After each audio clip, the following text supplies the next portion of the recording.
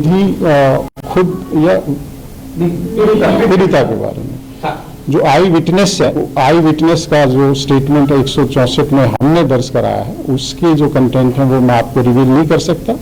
उसने कहीं कोई प्राइवेट स्टेटमेंट दी है, उसके बारे में मेरे लिए कुछ कहना संभव नहीं है। इसके अलावा जो पोस्टमार्टम एग्जामिनेशन की फाइनल रिपोर्ट आएगी, उसके आधार पर हम कह सकते हैं कि पी थी या नहीं पी थी। वैसे भी अगर कोई ड्रिंक करता है या नहीं करता है, इस केस में कोई रेलेवेंस नहीं रखता, क्योंकि 304 आईपीसी का केस है, तो वो एक फैक्ट इरेलीवेंट है और वो हमारे लिए कोई बहुत रेलेवेंट फैक्टर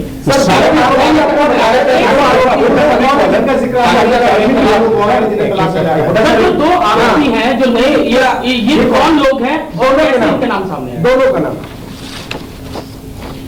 ये एक आशुतोष है और दूसरा अंकुश खन्ना है।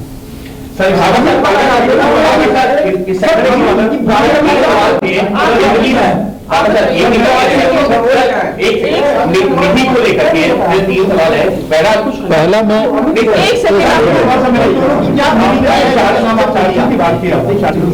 दाखिल करेंगे तो कब तक चार्जशीट दाखिल हो जाएगी? देखिए, जैसे कि मैंने बताया कि इसमें इन्वेस्टिगेशन काफी आगे बढ़ चुका है। जो प्राइमरी चीजें थी हम कर चुके हैं, लेकिन बहुत इंपॉर्टेंट चीजें भी अभी बची हुई हैं, तो हम पीसी लेंगे। उसके बाद हमारी कुछ रिपोर्ट्स आएंगी, कुछ कैलिब्रेशन होगा, एनालिसिस होगा, लीगल ओपिनियन ली जाएगी। उसके बाद पूरी तरह से एविडेंस कलेक्ट करके हम इसको चार्जशीट करेंगे। लेकिन हमारी कोशिश है जल्दी होगी। जैसे कि आपको मालूम है कि 1 तारीख का इंसिडेंट है, आज 5 तारीख है। 5 तारीख की सुबह तक हमने क्या क्या काम किया, हमारी 18 टीम लगी हुई है, बहुत ही एक्सपीरियंस्ड ऑफिसर्स की। और डीसीपी खुद एसआईटी हेड कर रहे हैं, जॉइंट एडिशनल सीपीयूज को गाइड कर रहे हैं, और डीसीपी द्वारका भी इसमें हमें सहयोग कर रहे हैं। तो बहुत ही स्ट्रॉन्ग एंड कैपेबल ऑफिसर्स की 18 टीम है जो दिन रात काम कर रही हैं, आप सभी को मालूम है। तो मुझे उम्मीद है कि हम जल्दी ही इसमें चार्जशीट आपने लिया उनकी क्या कैसे वो इसकी क्लियरिटी कर दीजिए कि अमित का क्या है, आशुतोष और उनका क्या है, ये बहुत इंपॉर्टेंट है। उन्होंने से छुपाया। देखिए, इसमें जो 2 नाम आए हैं नए हमारे एक्यूज्ड हैं, एक जो एक्यूज्ड है उसका भाई है ये, तो उन्होंने ये देखते हुए कि इसके पास ड्राइविंग लाइसेंस नहीं है और ये एक एक्सीडेंट का ही केस है, किसी दूसरे आदमी को सजेस्ट किया कि तुम कहो कि मैं गाड़ी ड्राइव कर रहा था। तो ये उन्होंने एविडेंस को डिस्टर्ब किया, क्रिमिनल को स्क्रीन करने की कोशिश की है, तो वो हमारा इस केस में एक्यूज्ड बनता है। इसके साथ जिसकी गाड़ी थी उसको भी मालूम था कि गाड़ी कौन लेकर गया है। गाड़ी दीपक लेकर नहीं गया था, गाड़ी दूसरा लेकर गया था। तो उसने भी जो मिस है उसको एक तरह से मिस इन्फॉर्मेशन दी है और इसमें एक्यूज्ड को हेल्प करने की कोशिश की है।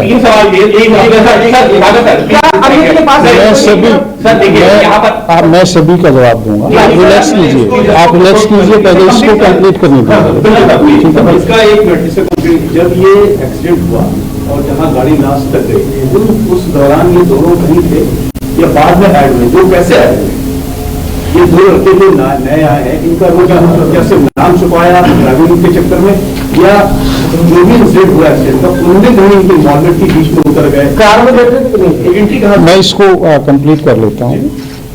इसमें इन दोनों में से कोई कार में कहीं हमारे पास अभी तक एविडेंस नहीं आया है।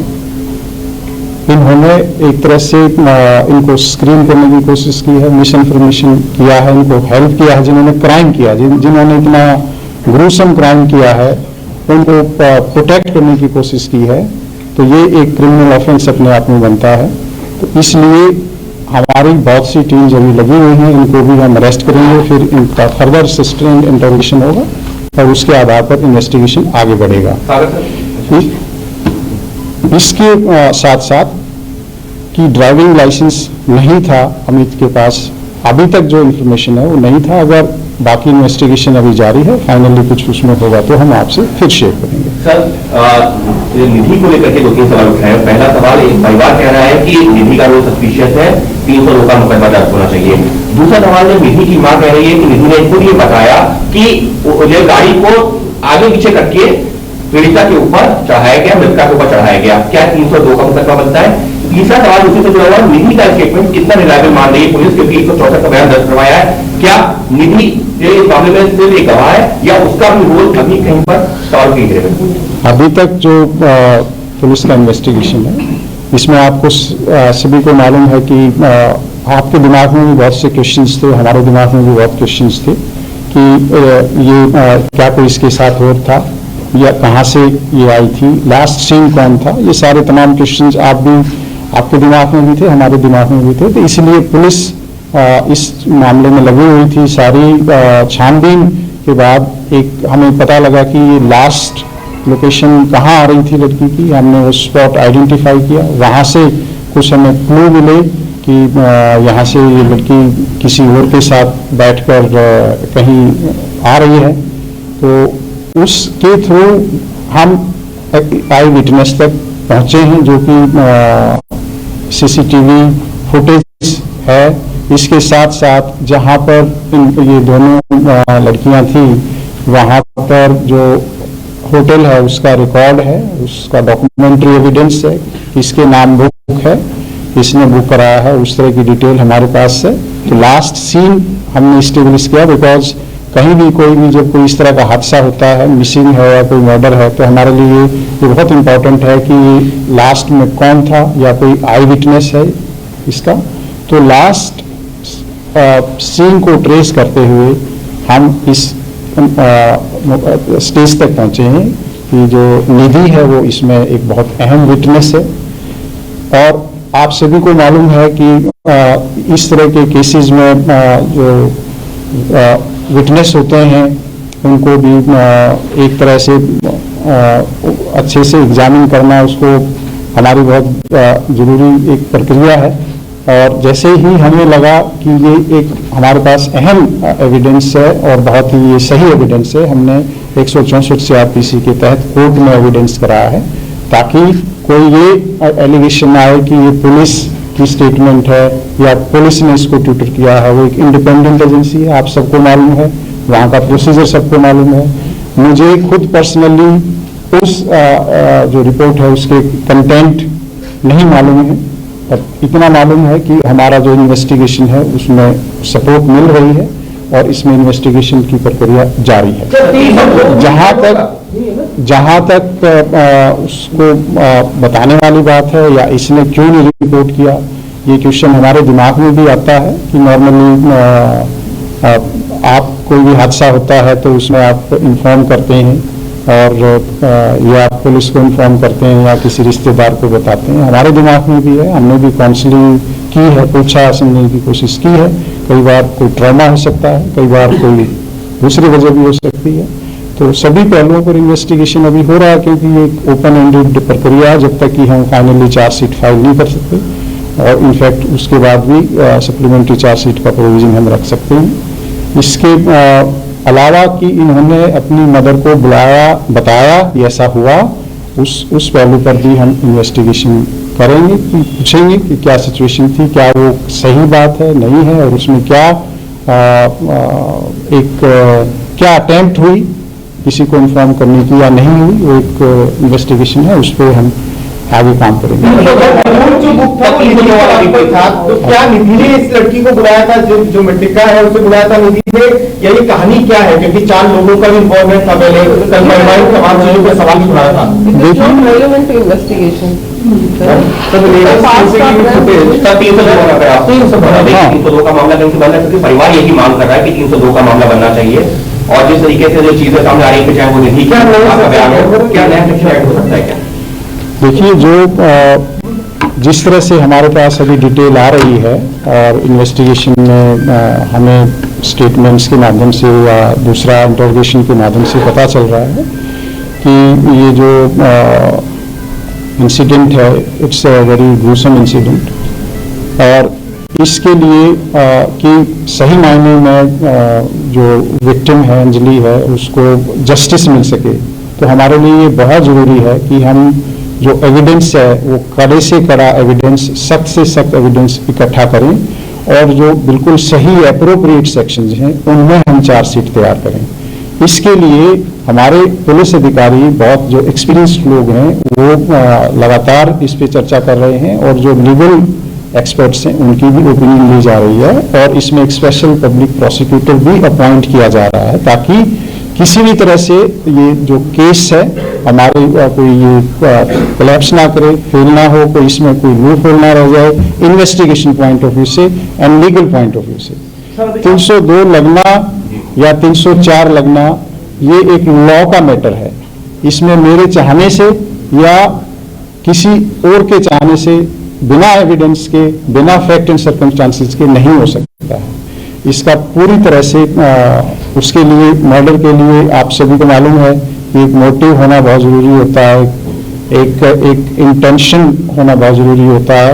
अभी तक का जो इन्वेस्टिगेशन है उसमें हम इस स्टेज पे नहीं पहुंचे हैं। जैसे कि मैंने आरंभ में बताया कि सीडीआर और सीसीटीवी के एनालिसिस से एक्यूज्ड और डिसीज्ड का कहीं कोई कनेक्शन हमें नहीं मिला है। इसके साथ साथ जो एक्यूज्ड हैं उनका और जो आई विटनेस है उसका भी कोई कनेक्शन हमें नहीं मिला है। कोई हादसा होता है और उसमें अगर कोई मोटिव या कोई एक इंटेंशन क्लियर कट ना हो तो उसमें 302 एस्टेब्लिश करना पुलिस के लिए एक बहुत बड़ा चैलेंज है। ये केस आप देखते हैं, पहले भी इंसिडेंट हुए हैं। एक BMW का इंसिडेंट था, मैटर बहुत हाई लेवल सुप्रीम कोर्ट के लेवल तक जाता है। 304, 302, 304A ये लीगल इश्यूज हैं। पुलिस को जो लॉ के तहत कार्य करनी पड़ती है, तो अभी तक का इन्वेस्टिगेशन क्लियरली इंडिकेट करता है कि 304 के लिए फिट केस है। उसके लिए भी हमें बहुत ही स्ट्रॉन्ग एविडेंस इकट्ठे करने हैं और वो काफ़ी कुछ हमारे पास आ चुके हैं और काफ़ी एविडेंसेस और अब हम इकट्ठा करेंगे।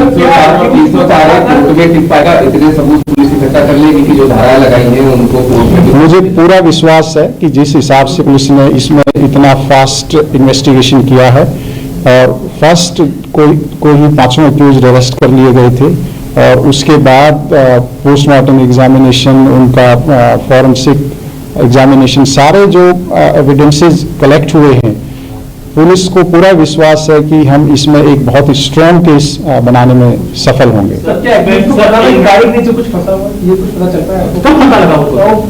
देखिए, जो पुलिस एक निष्कर्ष पर पहुंची है, जो एविडेंस के आधार पर, इंटरोगेशन के आधार पर, और जब हम 304 का केस अभी धारा इस पे लगी हुई है, तो 304 का मायने ये होता है कि अक्यूज्ड को या किसी भी जो भी क्रिमिनल आदमी है जिसने कोई क्राइम किया है, कि उसको नॉलेज होती है कि अगर मैं ऐसे गाड़ी को मारूंगा या इसको आगे ले जाऊंगा किसी के ऊपर के इंसान से, तो उसकी डेथ हो जाएगी। तो ये नॉलेज है, इसमें कोई डाउट नहीं है हमारे हिसाब से, और इसीलिए हमने 304 का केस। सर, जो आपने सेक्शंस लगाए हैं, एमएससीटी एप्लीकेबल होगा या नहीं?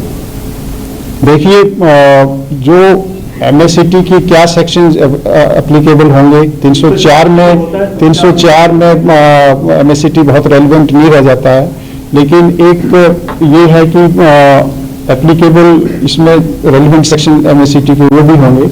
बट एक ये है कि एक ड्राइवर, एज ए ड्राइवर की भी ये रिस्पॉन्सिबिलिटी भी है कि अगर कोई इंसिडेंट हुआ तो उसको पुलिस को बताए। जो इस केस में इन एक्यूज्ड ने पुलिस को नहीं बताया कि उन्होंने ऐसे कोई एक्सीडेंट किया है, इंफॉर्मेशन को छुपाया है। तो जितने भी स्ट्रिक्ट पॉसिबल एक्शंस, एक्ट्स हैं और सेक्शंस हैं, पुलिस वो लगाएगी।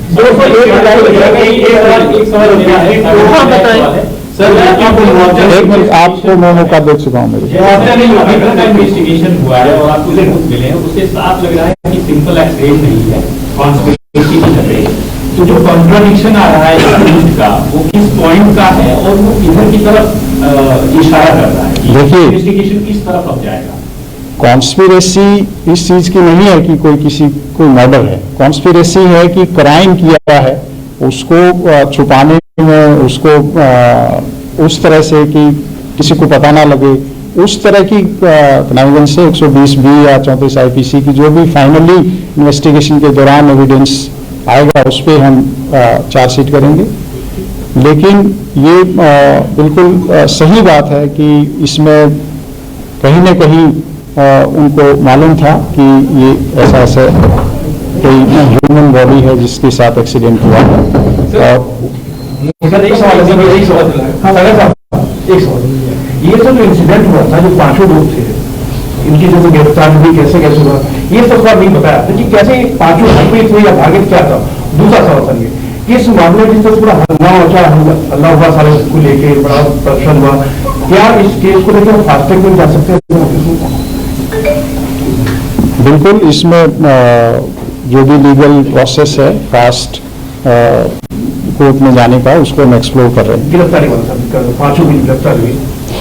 देखिए, जो मैं आपको डिटेल जो इन्वेस्टिगेशन है उसके जो बिंदु हैं उनको मैं नहीं बता सकता, लेकिन मैं मोटे मोटे आपको ये पॉइंट्स बता सकता हूं कि जो एक्यूज थे उनका हमने पूरा मैपिंग की है कि उनकी CDR की लोकेशंस के आधार पर CCTV, इंडिपेंडेंट CCTV, जैसे कहीं एक पेट्रोल पंप पर वो पेट्रोल डलवा रहे हैं गाड़ी में, कहीं पर वो खाना खाने के लिए गए हैं, कहीं वो खाना खाने के लिए उतरे हैं, तो वो जो एविडेंस हैं CDR डिटेल्स के आधार पे और इंडिपेंडेंट इंटरोगेशन और कोलैबोरेशन के आधार पर हमने लोगों को अरेस्ट किया है। और इसी सस्टेन्ड इंटरोगेशन के आधार पर आपके सामने, हमारे सामने हमें शक हुआ कि जो ये क्लेम करता है कि ये ड्राइवर है, वो हम इसी इंटरोगेशन और एविडेंस के आधार पर सामने ला पाए, ताकि जो सही एक्यूज्ड है, क्योंकि किसी भी केस में जब ट्रायल होती है तो वहाँ पर एविडेंस देखा जाता है, और जो सही एविडेंस नहीं है तो इमीडिएटली वो केस फ्लैग करता है। सवाल है क्योंकि हम लोग बात कर रहे हैं, जिन लोगों ने PCR कॉल्स करी हैं और सारी टीम्स हैं, जो सारे जर्नलिस्ट हैं, यही सवाल भी कर रहे हैं, और ये हो रहा है कि PCR कॉल्स आंसर नहीं हुई सही समय पर। अगर हो जाती तो शायद इतना ब्रूटल नहीं होता है पूरा किस्सा। तो क्या कोई इंटरनल इंक्वायरी भी कर रहे हैं आप लोग, जिन्होंने PCR कॉल्स आंसर करने के बाद एक्शन नहीं लिया, कुछ उन पर भी एक्शन लेंगे ताकि कड़ा संदेश जाए कि आगे से अगर ऐसे PCR कॉल्स आए तो उसे थोड़ा सख्ती के साथ, थोड़ा सीरियस तरीके से देखा जाए? तो सवाल तो पुलिस के लिए आता है। देखिए, जितनी जानकारी मुझे है, मैं अभी जो ब्रीफिंग आप लोगों को कर रहा हूँ वो इन्वेस्टिगेशन के पार्ट पे कर रहा हूँ। ये जो इंसिडेंट है, दिल्ली पुलिस इसको लेकर जो पुलिस PCR का रिस्पांस है उसको लेकर एक इंटरनल इंक्वायरी कर रही है। इसके ऊपर डिस्कशन इंटरनली हो रहे हैं कि ये जो रिस्पांस था वो एक ह्यूमन एरर था या एक प्रोसेस की वजह से इसमें एरर हुआ है। अगर इसमें ह्यूमन एरर है तो उन लोगों को जो भी एप्रोप्रिएट डिसिप्लिनरी इंक्वायरी होगी, एक्शन होगा, वो होगा। और जो प्रोसेस की कमी रही है उसमें हमारे प्रोसेस में क्या इम्प्रूवमेंट हो सकती है, we are very much looking into it. और जैसा आप सभी को मालूम है कि दिल्ली पुलिस जब भी कोई इस तरह का इंसिडेंट होता है तो उसमें ट्रूथफुल एग्जामिनेशन करके और उस चैलेंज से और उस गलती से हम कुछ नई चीज सीखते हैं ताकि हमारा सिस्टम इम्प्रूव हो सके। आप सभी को मालूम है कि वो 9 वर्ष की रात थी और जितने भी ऐसे बिजी मार्केट्स एरियाज होते हैं, मॉल्स होते हैं, जहाँ पे हाई फुटफॉल होता है, तो जो पुलिस की डिप्लॉयमेंट है थोड़ा सा वो डायनेमिक होती है और depending upon the nature of requirement of that particular day हम डिप्लॉयमेंट पैटर्न में थोड़ा सा चेंज करते हैं। कई बार उन एरियाज में जहाँ पे आपको लगता है कि डिप्लॉयमेंट कम है, कई बार हमें वहाँ पे बढ़ानी पड़ती है, कई जगह आपको लगता है कि यहाँ ज़्यादा है, कई बार हमें कम करनी पड़ती है। तो वो डायनेमिक डिप्लॉयमेंट है। PCR का जो मैकेनिज्म है उसमें कोई प्रोसेस की कोई कमी है या कोई हमारे ऑफिसर्स की कमी है, ट्रूथफुली दिल्ली पुलिस उसमें इंक्वायरी कर रही है और उसमें जो भी एक्शन एप्रोप्रिएट होगा वो सीनियर लेवल पर उस पर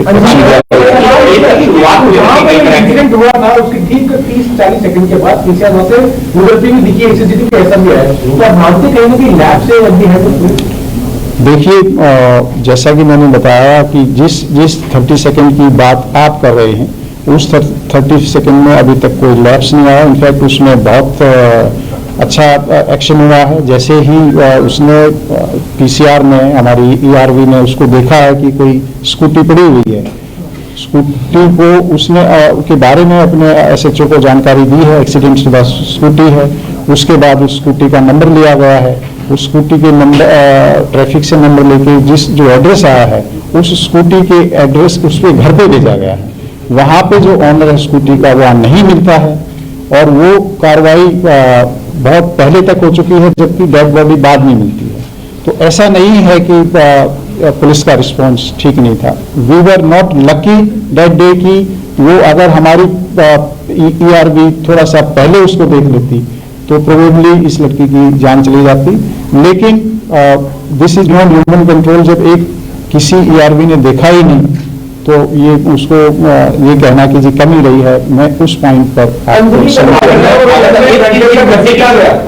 कितना टाइम अब तक आ रहा है पूरी जांच में, कितने घंटे तक वो गाड़ी घूमती रही, इसका पता चला इन्हीं का अपनी बैठी भी है। शुरुआत में बहुत सारा कंफ्यूजन है पुलिस की जांच में। अब तक क्या क्या है, कितने बजे एक्सीडेंट हुआ, बाकी अब तक जो है शुरुआत, क्योंकि अभी तक सिर्फ हियरसे पे कितने बजे ये सीसीटीवी आ गया है, कितने बजे घटना हुई। देखिए, हमें बताता हूँ जी कि जो अभी तक इन्वेस्टिगेशन है, और आपको मालूम है कि जो इलेक्ट्रॉनिक एविडेंस है, सीसीटीवी फुटेज है, उसमें कैलिब्रेशन का इशू रहता है। अब मैं I can be as precise as कि ये इंसिडेंट 2:04 और 2:06 के बीच हुआ होगा, तो हम यहाँ तक पहुँच गए। मैं ये भी कह सकता हूँ कि 2:05 पे हुआ है, तो आप उससे बहुत आगे पीछे नहीं जा सकते हैं।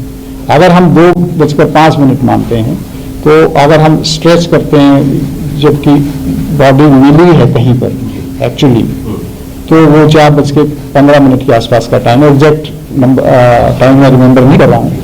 अनफॉर्चुनेटली बॉडी ड्रैग की गई है, और वो जो स्ट्रेच है आप सभी को मालूम है, वो हरियाणा को जाता है, वो रोड जोंटी बॉर्डर है, तो रात का टाइम है, पीसीआर्स हैं वहाँ पर। तो जैसा कि मैंने बताया कि उस रिस्पांस में जो भी अगर हमारे को इम्प्रूवमेंट की कोई गुंजाइश है, तो हम उसको इंटरनली स्टडी कर रहे हैं, साइंटिफिकली उसको हम इम्प्रूव करेंगे। और जहाँ कोई ह्यूमन एरर है और कोई है, तो उसके ऊपर भी अप्रोप्रिएट एक्शन।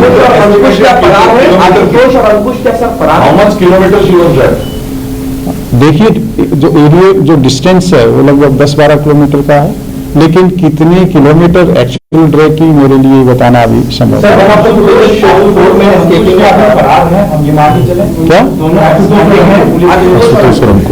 आप लोग की डिटेंशन है?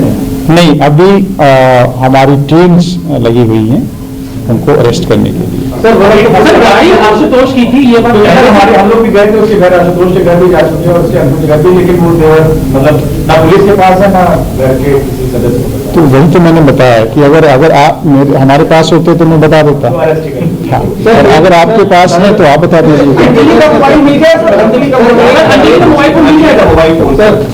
सर एक फुटेज में चारों लोग निकलते हुए दिख रहे हैं, क्या ये वही लोग 4 लोग हैं? देखिए, फुटेजेस इमर्ज हो रही हैं, ठीक है, हम भी उनको एनालाइज कर रहे हैं, और उसी के फुटेजेस के आधार पर हमारे जो क्लू हैं डेवलप होते हैं, या कोलैबोरेशन या कंट्रोडिक्शन होती है। सर आशुतोष ने आपको नहीं बताया एक्जैक्टली क्या उसने सबूत, क्या जो ब्लड वगैरह साफ करके वो उसी की गाड़ी थी, उसके घर पे गाड़ी लगाई लोगों ने, फिर वो लोग आ गए पास। देखिए, अभी जो इंटरोगेशन होगी उसके बाद ही हम आपको थोड़ा सा इसमें और बता पाएंगे। क्या मोटिव रहा होगा? 2 घंटे चलती रही गाड़ी, पता था उसके बाद? देखिए, अब ये बड़ा मुश्किल क्वेश्चन है आपका कि वो जवाब देना थोड़ा सा डिफिकल्ट है। मैंने जैसे कि बताया कि इसीलिए हमने 304 आईपीसी ऐड किया। सर जो कार पार्क की थी उसमें बहुत कम समय में एनएसएल के लिए वहां पहुंच गई, तो क्या कार से उस वक्त अब आई थिंक परिवार में मना करते हैं कि वो पहले से निधि को नहीं जानते, अंजलि के साथ कोई संबंध नहीं थे, दोस्ती नहीं थी। देखिए, मैं इतना कहूँगा कि उनकी दोस्ती कितनी पुरानी थी कितनी नहीं थी वो एक उनका पर्सनल इशू है, मुझे नहीं मालूम, लेकिन जो हमारे पास एविडेंस है मैं इतना कह सकता हूं कि जैसे 31 का इंसिडेंट है और 29 इसके 20-25 कॉल हो रखी हैं। तो द वेरी फैक्ट कि वो एक स्कूटी पे थी, तो वो फ्रेंड थी या नहीं थी, ये मेरे लिए कहना मुश्किल है। निधि सिर्फ एक विटनेस है, फिलहाल निधि सिर्फ एक विटनेस है इस केस में। सर मेरा एक सवाल है कि अमित का भाई क्या अंकुश है या आशुतोष है? सर निधि सिर्फ एक विटनेस है, फिलहाल निधि को एक विटनेस के तौर पर ही देखा गया है, उसके स्टेटमेंट को एज इट इज रिलाई किया गया पुलिस के द्वारा। वो तो कोर्ट में उसकी स्टेटमेंट रिकॉर्ड करेगी। That's part of investigation. गाड़ी टकरी तो अब तक पता चला कैसे बॉडी